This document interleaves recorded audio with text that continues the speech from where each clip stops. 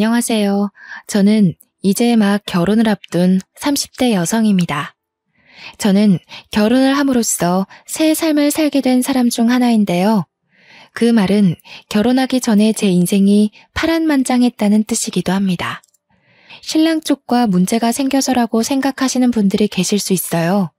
그러나 아쉽게도 제 문제는 시댁 쪽이 아닌 친정 쪽에 있네요. 결혼을 앞둔 여성들의 고민을 들어볼 때면 시댁으로부터 겪는 갈등이 주된 이유던데 나쁜 시댁을 만났다면 그 또한 공감이 되는 고민이라 생각합니다. 그러나 저는 말씀드렸다시피 시댁이 아니라 친정이에요. 태어나자마자 성장 과정을 함께한 가족한테서 받는 갈등은 제 평생을 좌지우지할 만큼 큰 문제거리지 않나 싶습니다. 제 인생이야말로 정말 드라마 같다고 얘기할 수 있지 않나 싶어요. 영화 속에서나 만들어낼 법한 시나리오라고 생각했던 일이 제게 실제로 일어났다는 겁니다. 지금부터 들려드릴 제 사연이 전부 거짓 같겠지만 놀랍게도 실화라는 걸 염두하면서 감상해 주시길 바랄게요. 저는 대학에 입학을 했을 당시에도 학교와 집이 가까웠기 때문에 독립을 하지 않았던 사람입니다. 독립의 필요성을 못 느끼기도 했어요. 그래서 저의 가족, 부모님과 친언니와 함께 한 집에 살았죠. 친언니는 저와 5살 차이였는데 남들이 자매라면 되게 많이 싸우겠다고 사이 안 좋지 않냐고 묻는데 맞습니다. 저희 집도 다른 자매들처럼 많이 다투는 사이였어요. 주로 친언니가 저한테 시비를 걸어오는 터라 저도 참지 않고 덤비는 쪽으로 늘 다툼이 발생했죠. 생각해보면 한 번도 친언니와 싸우지 않은 날이 없던 것 같아요. 제 머리가 최대한 기억하는 과거가 유치원 때인데 언뜻 생각하는 그때의 잔상도 저는 항상 친언니한테 늘 미움을 받는 동생이었거든요. 자라나면서 저도 머리가 커지니까 그 괴롭힘의 기억은 선명하리만큼 깊게 남았고 당시 저와 친언니는 걷잡을 수 없을 만큼 감정의 골이 깊어져 버렸죠. 어디서부터 어떻게 화해를 하고 풀어나가야 될지 생각조차 할 수 없는 관계였습니다. 그건 저희를 보는 부모님도 마찬가지였어요. 저 또한 친언니와 잘해보고 싶은 생각이 없었습니다. 한 번도 친언니와 좋았던 추억이 없기 때문이었는지도 모르겠네요. 지금 생각해도 친언니는 저에게 있어 제일 가는 영악한 사람일 뿐 그리움이나 아쉬움 따위 없습니다. 친언니는 항상 저를 이유 없이 때리고 욕을 했는데요. 한 번은 부모님이 그걸 크게 혼낸 적이 있었습니다. 아마 제 기억으로 초등학교 저학년 때였던 걸로 압니다. 그때 제가 들은 친언니의 말은 언니가 저를 왜 미워하는지 알게 된 충격적인 진실이었다고 할 수 있겠네요. 내가 동생 필요 없다고 했는데 엄마 아빠가 마음대로 낳았잖아. 나는 동생 싫다고. 지금이라도 내다 버리고 싶어. 나중에 우리가 크면 다은이만 좋아하고 나는 거들떠도 안 볼 거잖아. 그래서 지금도 나만 혼내고 있는 거 아니야? 그런 거 아니래도 엄마 아빠는 너랑 다은이 똑같이 좋아해. 근데 네가 자꾸 다은이 못 살게 구니까 엄마 아빠가 너를 혼내는 거야. 네가 언니로서 다은이를 잘 챙겨야지. 싫어. 내가 왜? 나는 다은이 평생 동생으로 인정 안 할 거야. 내 입장에선 다은이가 주워온 년이야. 앞으로 무슨 일이 생기든 나한테 다은이는 주워온 동생일 뿐이라고. 그날 친언니가 아빠한테 굉장히 많이 혼이 났는데요. 친언니의 모진 말은 저를 기죽게 만들기 충분했습니다. 그 이후로 부모님한테 혼날 때마다 친언니는 저를 찾아와서 보복했어요. 저 때문에 부모님이 자기를 미워한다고 매일 눈앞에서 사라지라는 말과 함께 꼭 같이 겸하는 욕이 바로 주워온 년이라는 거였습니다. 처음에는 그 말에 기가 죽어서 친언니한테 욕만 들으면 울기 바빴거든요. 그걸 부모님께 그대로 일러바쳐 친언니가 부모님한테 자꾸 혼나도록 만드는 게 저한테는 친언니를 대적할 수 있는 최선의 수단이었습니다. 그럼에도 친언니는 저한테 계속 그런 기분 나쁜 말을 하더라고요. 어쩔 때는 부모님한테서 용돈을 똑같이 받으면 친언니가 뒤에서 몰래 제 돈을 뺏기도 했습니다. 언니 나이가 많아지다 보니까 더는 부모님한테 일러 바치는 게 언니한테 위협이 되지 않더군요. 나날이 더 겁 없어지던 친언니는 부모님한테 악까지 지르면서 정말 무슨 짓이라도 벌일 사람처럼 무섭게 변해갔어요. 부모님도 점차 나이가 들어가다 보니까 친언니를 나무라는 방향보다 회유시키는 방법으로 부드럽게 대하려 노력했습니다. 그러나 부모님의 꾸지람이 그치는 건 친언니를 더 날고 뛰게 만드는 길과도 같았는데요. 부모님의 꾸지람이 더 이상 자신을 자극하지 않자 친언니는 대놓고 저를 괴롭히기 시작했어요. 그때마다 부모님은 예전처럼 무섭게 매를 들지 않고 말로만 동생한테 그러지 마 하고 말았죠. 초등학생 때만 해도 언니가 무서워서 나약하게 당하기만 했던 저는 부모님이 저를 포기했다고 생각했어요.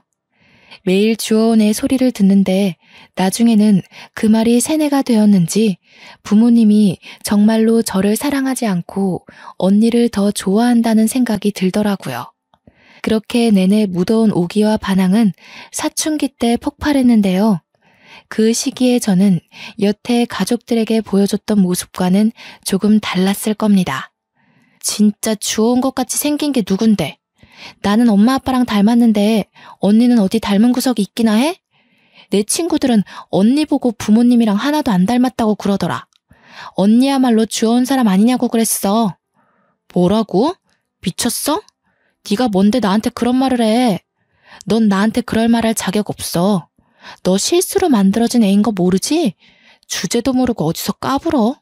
친언니 말로는 부모님이 친언니 하나만 키우고 아이를 안 가질 생각이었는데 실수로 제가 생기는 바람에 낳았다고 했어요.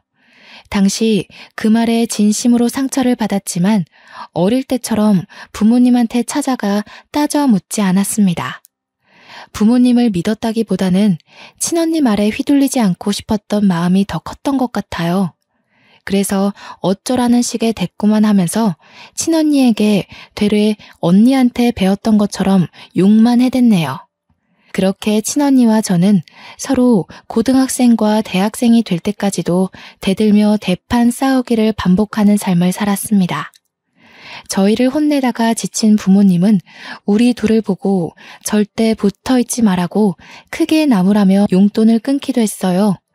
당시 용돈이 한참 필요한 나이였던 저희들은 그 때문에 집에서만큼은 다투지 않게 되었습니다. 그러나 집 밖을 나서는 순간 저희는 집에서 일으키지 못한 분란을 한꺼번에 몰아서 터뜨리곤 했는데요. 한 번은 친언니와 제가 귀가 시간이 겹친 적 있었는데 아니나 다를까 저희는 엘리베이터 안에서 크게 다투고 말았습니다. 그땐 공간이 협소한 탓도 있어서 몸싸움까지 벌였네요. 결국 주민들의 신고로 우리는 경찰과 부모님이 오고 나서야 대항을 멈췄습니다. 경찰까지 등장하게 되자 심각성을 느낀 부모님은 그날 저희를 거실에 앉혀놓고 진지하게 대화 나누는 시간을 가졌어요. 도대체 너희 둘은 왜 이렇게 못 잡아먹어서 안달이니? 엄마 아빠가 하루하루 심장이 떨려서 살 수가 없어. 자매 다툼에 경찰까지 출동하는 게 말이야? 대체 어떻게 하면 안 싸울래? 너희들이 원하는 게 뭐야? 내가 왜 동생도 아닌 애랑 엄마 아빠를 공유해야 되는데? 싫은 건 싫은 거야. 방법 같은 거 없어. 내 눈에서 김다은이 없어지지 않는 이상 계속 이렇게 지낼 거야. 난 이런 주워온 애랑 가족하기 싫거든. 담이야. 너 왜 자꾸 동생한테 그런 소리를 하는 거야? 다은이가 어디 주워온 애라는 거니? 자꾸 그런 못된 소리 하면 너희 둘 다 집에서 완전 쫓아낼 수도 있어. 그러니까 내가 동생 필요 없다고 진작 얘기했었잖아. 차라리 쫓아내. 그럼 김다운도 이 집에서 나가게 되는 거잖아. 난 절대 얘 동생으로 인정할 수 없으니까 엄마 아빠가 얘 버리든 내쫓든 뭐든 해. 김담이 입 안 다물어? 가족인데 싫고 좋고가 어딨어. 한 지붕 아래 살면서 서로 포용하고 보듬어줘야지. 엄마 아빠가 너한테 못해준 거 있어? 대체 왜 이렇게 못된 생각을 하는 거냐? 꼴도 보기 싫으니까 방에 들어가. 친언니가 저더러 주워내라고 소리치는 건 내내 한결같았는데 그런 소리를 할 때마다 부모님은 날이 갈수록 상상외로 격한 반응을 일으키더라고요. 친언니가 하는 다른 폭언에 대해선 아무 말도 없다가 꼭 주워내라는 말에서만 민감하게 반응하셨어요. 한 번은 아빠가 성인이 된 친언니를 방에 데려가 딱딱한 매로 훈육을 시킨 걸로 알고 있습니다. 언니가 저를 때렸을 때도 그런 훈육은 없었는데 명절 때 친척들 앞에서 언니가 저한테 또 주워내라고 욕하는 바람에 혼났던 걸로 기억해요. 그 이후로 친언니가 아빠한테 과하게 혼났는지 저는 언니와 말 한마디 안 섞는 사이로 변질이 되었습니다. 그렇게 친언니가 대학을 졸업하고 취업을 위해 독립을 한 후에야 저희 집안에 평화가 찾아왔죠. 그 당시 부모님은 제 마음을 많이 들여다봐 주셨어요. 솔직히 저는 매번 친언니만 훈육하고 친언니만 보듬어줘서 저한테는 관심이 없으신 줄 알았거든요. 그런데 친언니가 없으니까 저한테 무한한 사랑을 베풀어 주시더라고요. 감히 말은 신경 쓰지 말거라. 엄마 아빠가 너를 주워왔을 리 없잖니. 혹시라도 언니가 한 말을 내내 담아두고 있다면 엄마가 직접 확인시켜 줄 수도 있어. 엄마 아빠는 너랑 담이랑 정말 똑같이 사랑해.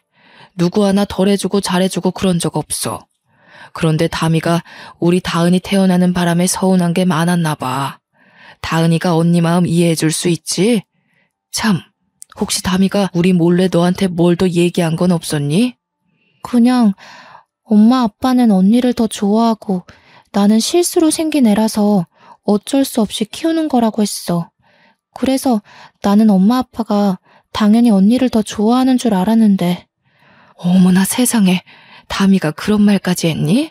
아휴, 여보, 우리 첫째를 어쩌면 좋아. 담이가 왜 그렇게 심술을 부릴까? 우리가 담이한테 얼마나 많은 노력을 했는데. 친언니가 있을 때는 부모님의 심정이 어떤지 솔직히 생각해볼 겨를조차 없었습니다. 그런데 친언니 없는 집안에서 부모님의 민낯은 그 어느 때보다 허약하고 언니에 대한 두려움을 가지고 있더라고요.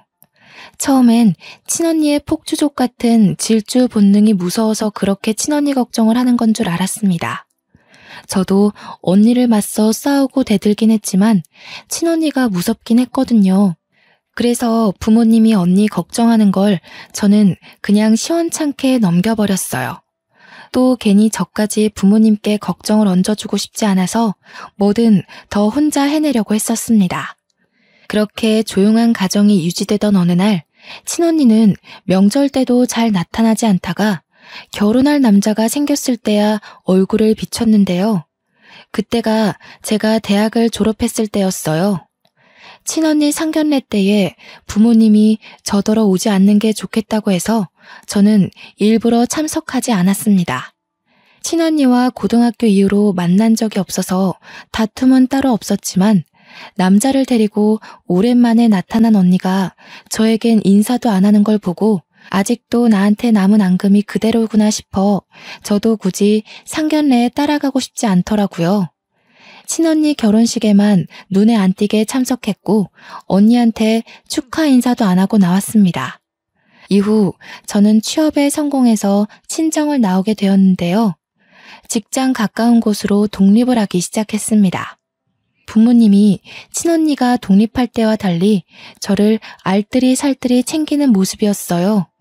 이제 집에 자녀들이 다 빠지고 없으니 적적하셔서 나를 더 걱정하는 건가 싶은 생각만 들었습니다.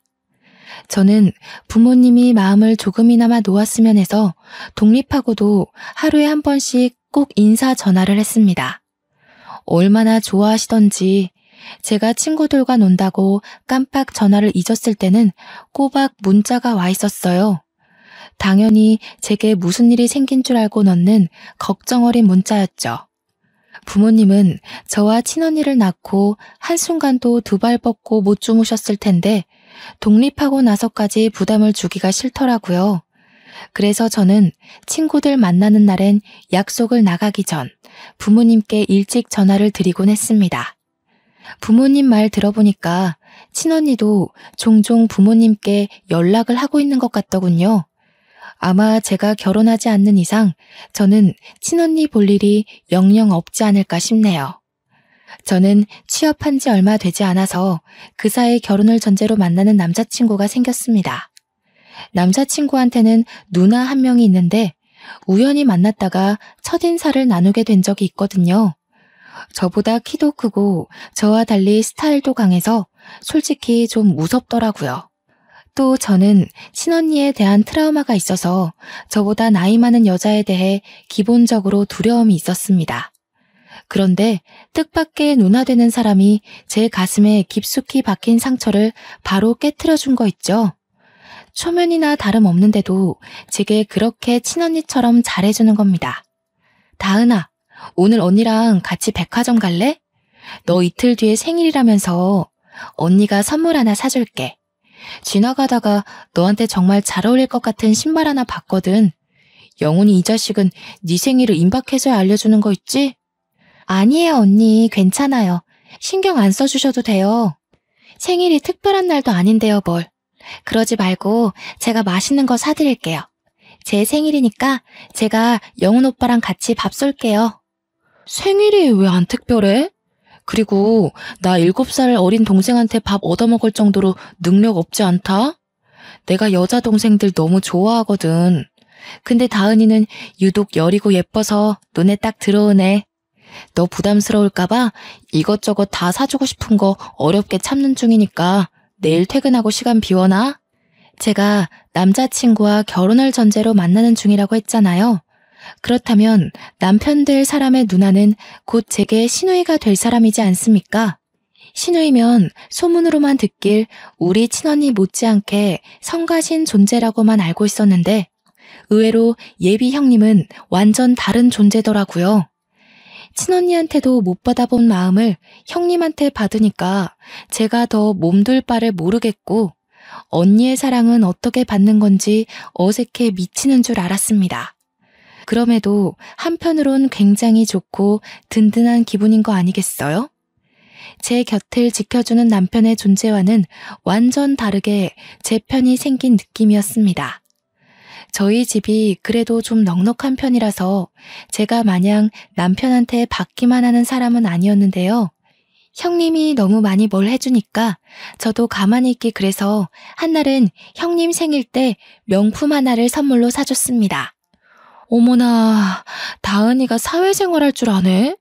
아무리 그래도 그렇지 이렇게 비싼 걸 주면 어쩌니? 언니가 다은이 등골 빼먹는 건 아닌지 몰라.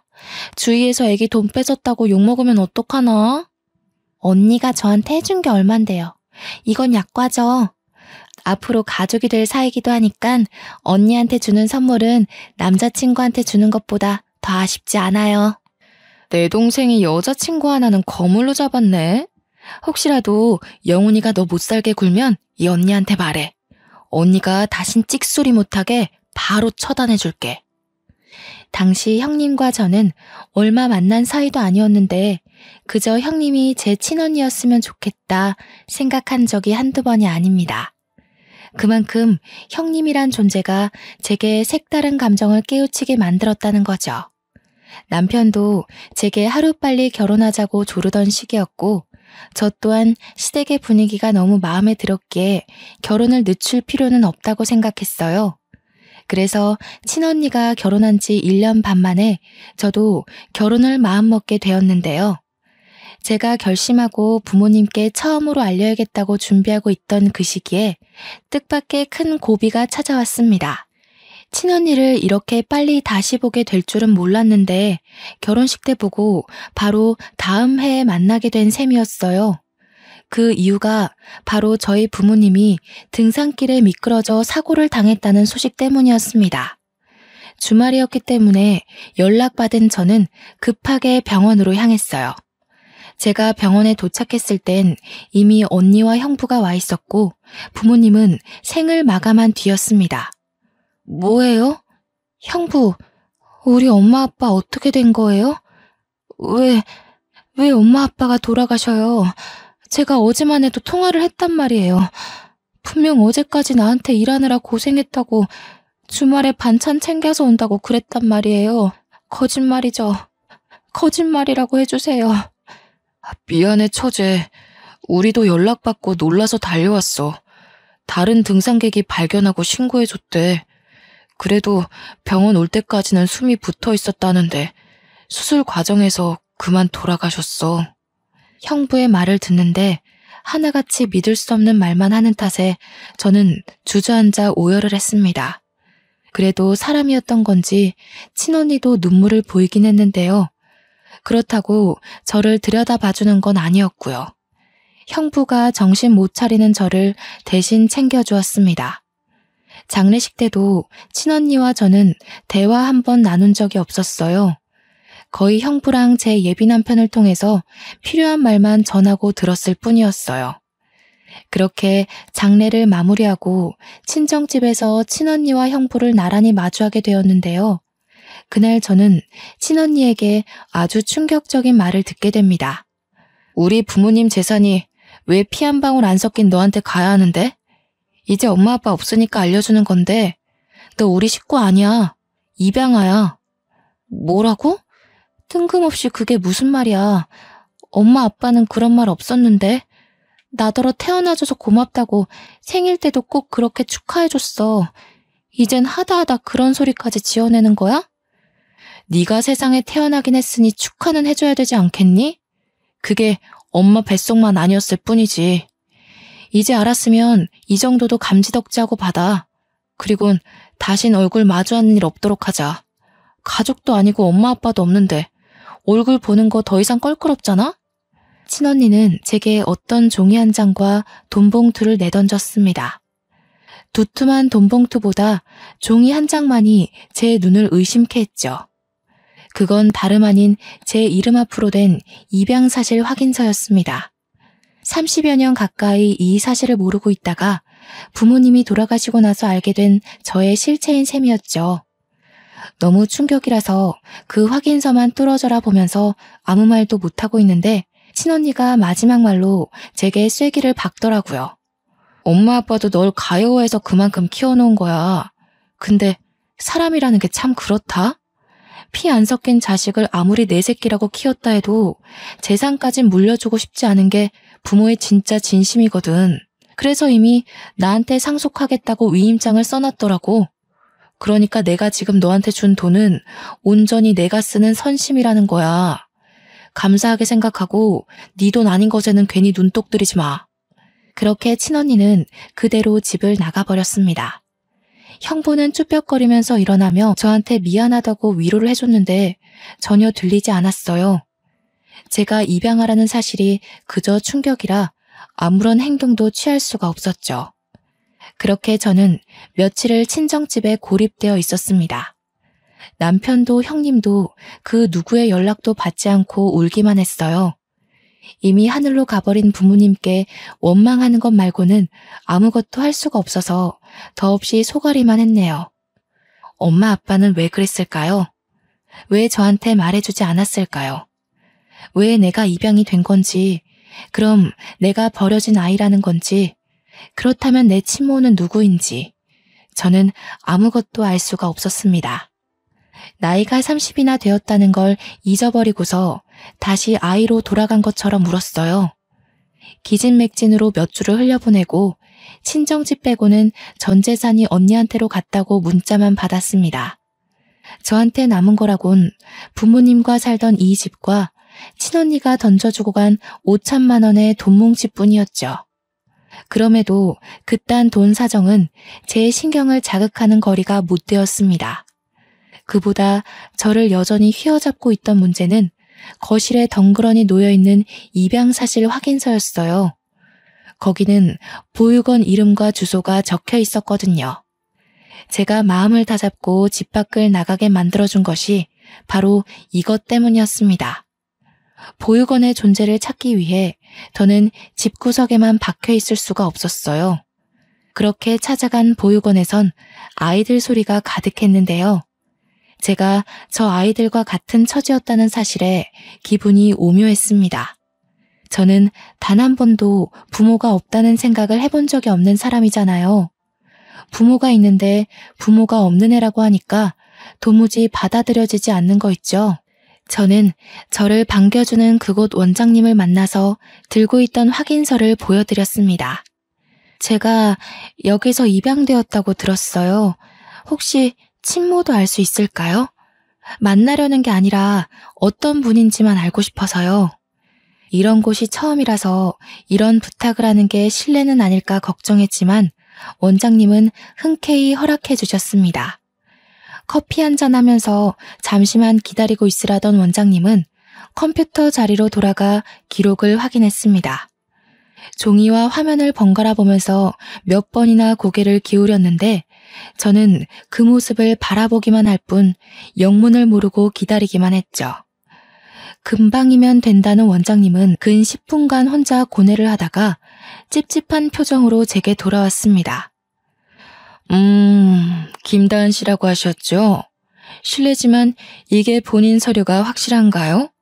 어디 다른 종이와 헷갈려서 가져오신 건 아니고요? 아니요, 제 거 맞습니다. 부모님께서 가지고 계셨던 걸 들고 온 거예요. 왜 그러시는데요? 뭐가 잘못됐나요? 자꾸 신뢰되는 질문을 하는 것 같네요. 저희 전산에 기록된 정보랑은 이름이 달라서요.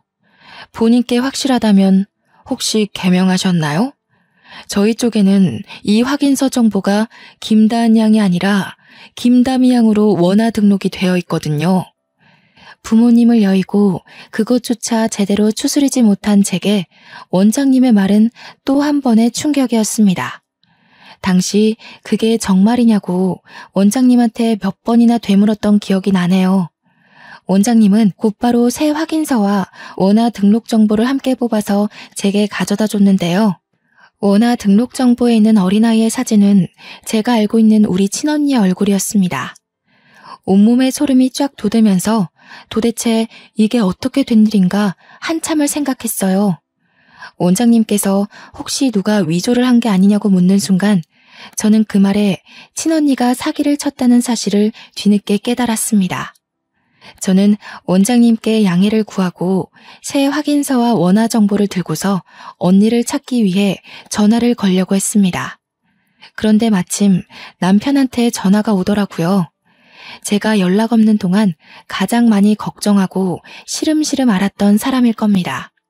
그동안 아무것도 하기 싫은 마음에 걱정해주는 사람 생각도 못하고 남편 연락을 피했거든요. 저는 미안한 마음을 안고 전화를 받았습니다. 미안해 오빠. 내가 엄청난 사실을 알아버려서 한동안 아무 생각도 하고 싶지 않았어. 그래도 나 걱정해주는 오빠 생각해서 그러면 안 되는 거였는데 정말 미안해. 아니야. 무사하면 됐어. 나는 또 네가 부모님 그렇게 되고 극단적인 생각이라도 했을까봐 얼마나 마음 졸였다고. 목소리 들었으니까 됐어. 그래서 지금은 어딘데? 다은이니? 전화 받았어? 이리 줘봐. 다은아, 너 도대체 어떻게 된 거야? 언니가 얼마나 걱정한 줄 알아? 괜찮은 거 맞지? 너 지금 어디야? 언니한테도 정말 미안해요. 저 지금 친언니한테 가요. 이걸 모른 척 넘어가기엔 돌아가신 엄마 아빠가 너무 불쌍하잖아요. 남편과 형님은 저와 친언니 관계를 어느 정도 알고 있었습니다. 특히 제가 형님한테 제 친언니였으면 좋겠다고 하면서 직접 친언니와 많이 비교했기 때문에 형님은 친언니가 저를 얼마나 괴롭혔는지 아주 잘 아는 사람이었어요. 그래서 저더러 그 여시한테 왜 가냐고 성질을 그렇게 내더라고요. 혼자 거길 갔다가 무슨 꼴을 당하려고. 그 여자 성깔이 아주 괴팍하던데. 너 기다려. 혼자선 안 돼. 언니가 같이 가줄 테니까 집에서 딱 기다리고 있어. 제가 부모님 돌아가시고 연락이 끊겼던 이유를 설명했을 때만 해도 가슴을 쓸어내리며 무사한 것만으로도 감사하다고 말하던 둘은 친언니 얘기에서 불같이 행동했습니다. 이미 저와 통화를 하면서 집을 나서는 소리가 들리더라고요. 솔직히 혼자 가기 무서웠는데 둘의 도움을 받으니까 용기가 더 생기는 거 있죠? 저는 그렇게 친언니 집에 찾아가는 데 성공했습니다. 그것도 친언니가 아닌 형부한테 전화해서 알아낸 주소였어요. 제가 모든 사실을 알게 된 사정을 얘기하니까 형부가 난감해하면서 결국 주소를 알려준 거였습니다. 찾아간 친언니의 신혼집은 부모님 재산 덕을 봤는지 부자 동네에 자리하고 있는 주택이더라고요. 문도 형부가 열어줬던 터라 친언니는 아예 영문을 모르고 있었나 봅니다. 잠옷바람인 채로 저를 보자마자 당황하더니 금세 역정을 내더군요. 너 뭐야? 네가 여기가 어디라고 찾아와? 내가 다신 내 눈앞에 거슬리지 말랬지. 우리 더는 이렇게 마주할 식구 아니라고 했을 텐데. 설마 재산 못 받은 게 억울해서 온 거니? 내가 너한테 고작 그것만 억울하겠어? 부모님 돈으로 이렇게 좋은 집 얻어 살면서 양심의 가책 한 번도 느낀 적 없니? 내가 진짜 궁금해서 그래. 너 양심은 있긴 해? 지금 너라고 했어? 내가 너보다 5살은 많아. 건방진 게 감히 예의도 모르고. 여보, 당신이 문 열어줬어? 미친 거야? 내가 전현 찾아오면 상종도 하지 말고 경찰에 신고하랬잖아. 다은이가 다 알고 왔대. 내가 이럴 줄 알았어.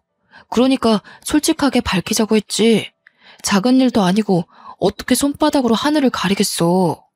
형부는 이미 자포자기 상태였고 친언니는 그런 형부를 밀치며 무작정 저한테 다가오더니 제 어깨를 확 밀어버렸습니다. 뒤로 넘어지려는 걸 남편이 붙잡아주는 덕에 다치진 않았네요. 그때 저 대신 나서서 친언니를 사정없이 밀어버린 사람은 다름 아닌 형님이었습니다. 이 우라질년이 어디에 그 더러운 손을 대? 네가 그동안 우리 다은이 괴롭힌 주원년이니? 어쩜 생긴 것도 사돈 어른이랑 이렇게 딴판인지 몰라. 사돈 어른 사진만 봐도 우리 다은이가 아니라 너 같은 게 주원 자식이라는 거 세상 사람들이 다 알겠더라. 친언니보다 형님이 2살은 더 많았는데 형님도 친언니 못지않게 한 성깔 한다고 남편으로부터 듣기만 했거든요. 당연히 저는 그런 무서운 형님의 모습을 아직 본 적은 없습니다. 제겐 늘 다정하고 털털하기만 한 사람이었으니까요. 뭐야 이 여자는? 김다은, 아주 꼴값을 떤다. 왜? 혼자로 안 될 것 같으니까 지원군이라도 끼고 온 거니? 네가 여기서 뭘 더 할 수 있을 것 같은데? 안간힘을 써봤자 결국 네가 얻을 수 있는 건 아무것도 없어. 어처구니가 없네. 태생부터 거짓투성이라 그런지 생각하는 꼬락서니 마저 저렴하게 짝이 없구나. 너 같은 것들 때문에 착하고 선한 아이들이 고아라는 이유로 오해를 받는 거야. 뭐라고? 아까부터 이 여자는 누군데 남의 일에 끼어들어서 간섭이야. 김다은이 돈 주고 깽판 좀 쳐달라 부탁하던가요? 할 일 없으세요? 그래, 나 할 일이 너무 없어서 내 동생 지키는데 아주 혈안이 된 사람이다. 누가 우리 착한 다은이 피 빨아먹고 있다는 소문을 들었거든. 사기꾼 한 명 끌어내려고 냉큼 쫓아왔어. 형님이랑 친언니가 서로 덤비며 싸우려는 걸 형부와 남편이 말리느라 집안이 순식간에 난장판이 되었습니다. 그때 저는 친언니에게 다가가 제가 알고 있는 모든 사실을 밝히며 따져들었죠. 내가 입양하라고? 드라마 너무 많이 본 거 아니야? 요즘 세상에 그딴 거짓말을 하고도 언니가 무사할 것 같았어? 언제까지 숨길 수 있을 거라 생각했는데 형부가 미리 언지를 주지도 않았는지 친언니가 제 고백에 살짝 당황하더라고요. 그러나 그도 잠시 곧장 발뺌하며 오히려 적반하장식으로 나오길래 저는 가방에서 꺼낸 서류를 친언니 얼굴에 던져버렸습니다. 이래서 나를 그렇게 괴롭혔니? 뭐가 그렇게 셈이 나서? 너 도대체 뭐하는 인간이니? 우리 부모님 관심이 목적이었던 거야? 아니면 재산이 목적이었던 거야? 네가 이런 짓을 벌이고도 과연 하늘에 계신 부모님께서 곱게 눈 감아줄까? 그래서 네가 사실을 다 알았다고 해도 달라지는 건 없어. 이미 부모님은 나를 자식으로 인정했고 재산도 나한테 다 상속했잖아. 너야말로 이 재산이 탐나서 다 파헤치고 행패 부리는 거 아니야? 경찰 부르기 전에 당장 꺼져. 그래, 경찰 불러. 나도 네가 사기치고 부모님 재산 빼돌린 거랑 이 서류 조작해서 일 꾸민 거랑 싹 다 고발할 거야. 경찰 불러 당장. 싸우더라도 매번 동생이라는 이유로 지기만 했던 제가 경찰을 직접 부르는 솔선수범을 보이자 친언니가 크게 멈칫하는 겁니다. 그리곤 바로 형부를 뿌리치고 저를 덮쳤어요. 그대로 제 머리채를 잡는 친언니를 떼어놓느라 온 사람들이 우리를 애워싸기도 했습니다. 한바탕 소동이 일어난 사이 신고가 들어갔던 경찰이 찾아왔고 저와 언니는 나란히 경찰서를 가게 되었죠. 다른 식구들도 자차를 몰고 금방 뒤따라왔습니다. 거기서 저와 언니가 각자의 사정을 다 고백했는데 끝까지 자기가 친자식이라 주장하는 친언니 때문에 당장 해결이 안 되지 뭡니까? 제가 확인서도 다 보여줬고 원장님한테 전화를 걸어 확인까지 시켜줬는데 친언니가 너무 강하게 고집을 피우다 보니까 경찰도 제 의견의 신빙성이 더 필요하다고 느꼈나 봅니다. 경찰이 한참 곤란해하고 있는 그때 지켜만 보던 형부가 자처하여 제 입장에 힘을 실어줬는데요. 제가 말씀드릴게요. 더는 제 와이프가 망가지는 꼴을 못 보겠네요. 처제 말이 다 맞습니다. 필요하시다면 와이프가 여태 처제 속이려고 진행했던 재산 과정에 대해서도 증언할게요. 여보 미쳤어? 무슨 소리야. 도와줄 거 아니면 가만히 있던가. 우리 재산 몰수당하면 당신도 빈털털이 되는 거 몰라? 아무것도 모르면 가서 앉아있어. 결국 형부는 친언니를 외면하고 다른 자리에서 친언니의 실체에 대해 증언을 하였고 형부의 증언이 크게 작용하여 친언니는 그 자리에서 바로 구속이 되었습니다. 구속 수사를 하고 보니 친언니가 재산상속 위임장에 부모님 도장까지 훔쳐서 직접 작성했다고 하는 거 아니겠습니까? 듣고서 기가 막혀 죽는 줄 알았습니다. 도대체 얼마나 배짱이 커야 이런 엄청난 일을 과감하게 저지를 수 있는 걸까요? 경찰 말로는 상속 재산 처분은 쉽게 해결하기 어려운 부분이라서 보통은 가족끼리 의논하여 합의를 본다고 합니다. 하지만 저는 여태 친언니에게 당해온 악질을 용서할 수 없었고 위임장까지 위조하면서 돌아가신 부모님을 능욕한 것 또한 절대 그냥 넘길 수 없다고 생각했어요. 저는 한치의 고민도 없이 친언니를 고소했습니다. 빚을 내서라도 변호사를 선임해 끝내 저희 부모님의 재산을 모조리 몰수해왔죠. 벌금을 낼 돈이 없던 친언니는 그대로 5년 이하의 징역을 살게 되었다고 들었습니다. 그 전에 형부와는 합의 이혼을 진행한 걸로 알고 있고요. 모든 걸 다 끝내버리고 친정집을 정리하던 중 형부에게 문자가 한 통 왔었는데요. 그동안 미안했다고 어른으로서 창피한 짓을 저질렀다며 사과하는 내용이더라고요. 그리고는 형부와도 연이 끊어졌습니다. 친정집을 부동산에 내놓고 정리할 때까지 제 옆을 든든하게 지켜준 예비 남편과 본격적으로 결혼 준비에 돌입했는데요. 남편이랑 형님이 힘든 일을 한꺼번에 치룬 저를 위해서 가족보다 더 따뜻한 손길을 내밀어 주었어요. 부모님을 여의고 제가 과연 이 넓고 험한 세상을 버티며 살아갈 수 있을까 무섭기도 했거든요. 제 옆에 남편과 형님이 있다는 걸 잊고 바보같이 고민을 하고 있었던 겁니다. 시댁 식구는 저에게 무엇보다 감사한 새 울타리가 되어주었습니다. 결혼을 하고 시댁으로 합가를 하여 신혼을 시작했는데 시댁에 직접 들어가 살다 보니까 남편과 형님의 훌륭한 인품이 시부모님을 그대로 빼닮았다는 게 느껴지더라고요. 시부모님께서도 저의 사정을 아시고 얼마나 딸처럼 아껴주는지 모릅니다. 그래도 명색에 제가 며느리인데 집안일에 손도 못 대게 하는 거 아니겠습니까? 어머님, 그건 제가 들게요. 어머님 허리 안 좋다고 들었어요. 화분 무게도 보통이 아닌데 그걸 어떻게 혼자 들려고 그러세요. 제가 해드릴게요. 아유 됐다 아가. 손도 조그만해서는 내가 아무리 허리가 아파도 너보다는 힘이 많다. 정 몸이 쑤시면 가서 분무기에 물 좀 받아다 주겠니? 어디 시어머니뿐만이었겠어요? 형님마저도 선뜻 나서서 조그만한 아기가 무슨 일을 하냐면서 못하게 하거든요. 아버님은 원래부터 제게 이래라 저래라 안 하시던 분이라 그저 이런 분위기를 당연하게 지켜만 보시는 거 아니겠습니까?